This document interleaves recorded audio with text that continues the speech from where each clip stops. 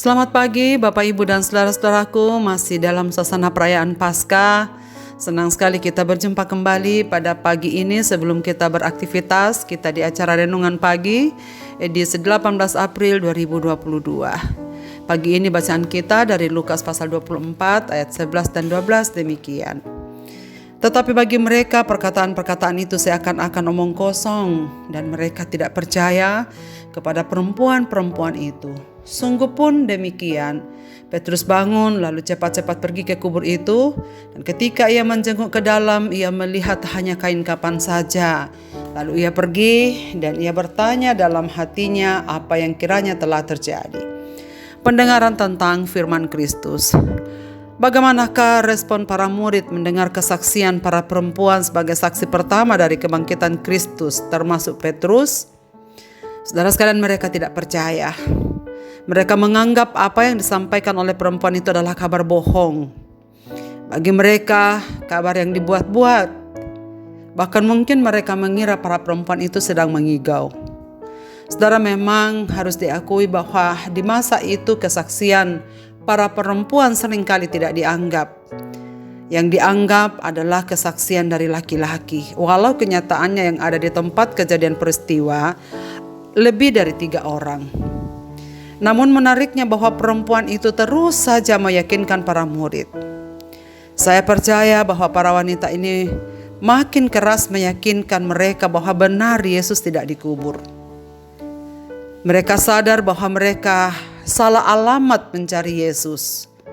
Mereka keliru mencari Yesus di kubur, sebab kubur tidak dapat menahan Yesus.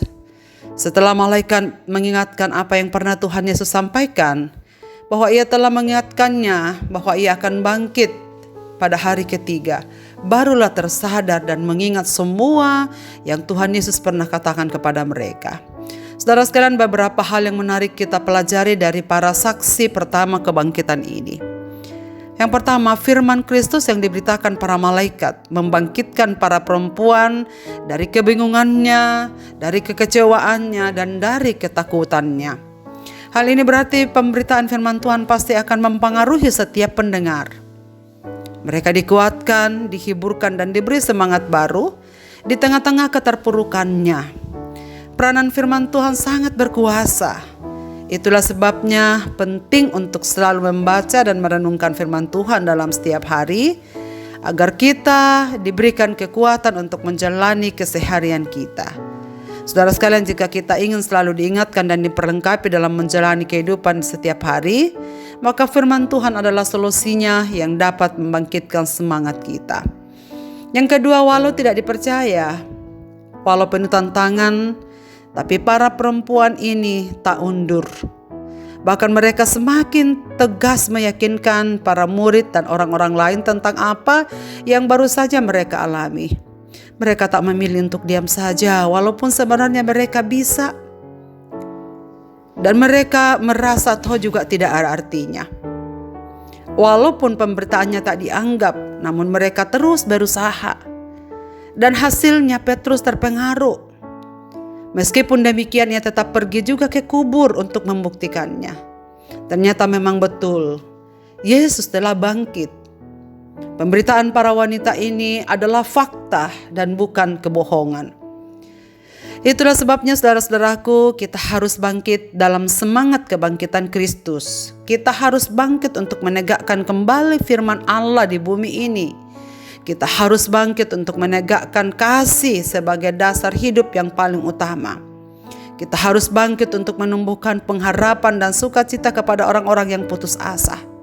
Kita harus memperjuangkan keselamatan sesama kita, sehingga hidup mereka tidak lagi dikuasai oleh dosa, dikuasai oleh rupa-rupa kebimbangan dan kekhawatiran dalam hidupnya. Sebaliknya, hidup mereka dikuasai oleh kasih dan anugerah keselamatan di dalam Yesus Kristus.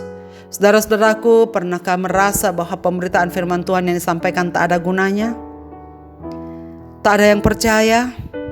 Jangan pernah berhenti, saudara sekalian, apalagi mundur. Percayalah, yang mengubahkan hati orang percaya bukanlah tugas kita, tapi pekerjaan Roh Kudus. Bagian kita adalah memberitakannya, membuka mulut kita untuk berbicara. Dan sesungguhnya Roh Kuduslah yang akan bekerja bagi setiap orang yang mendengar firman Tuhan untuk mengubahkannya dan mengalami kebenaran firman Tuhan itu sendiri.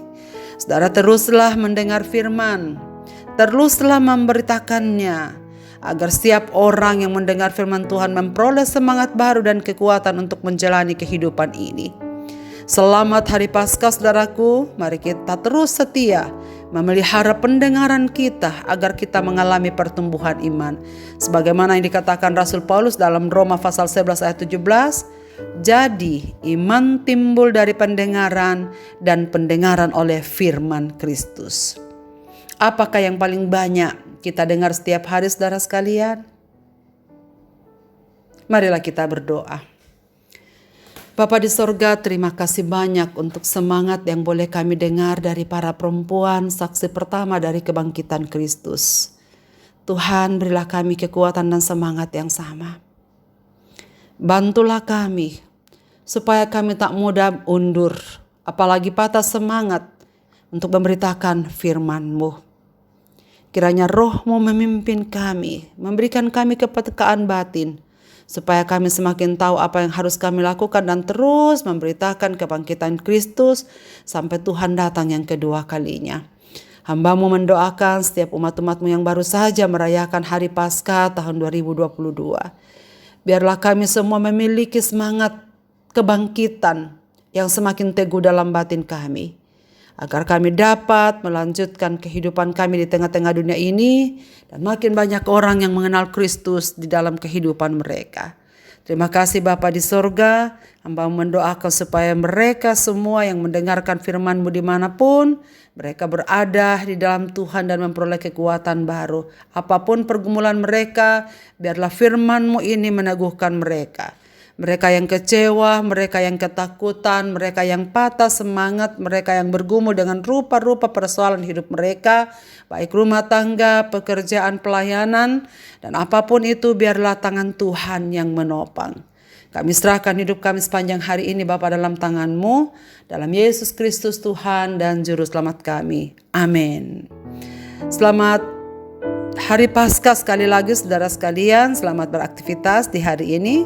Tuhan Yesus memberkati kita dengan firman ini. Amin.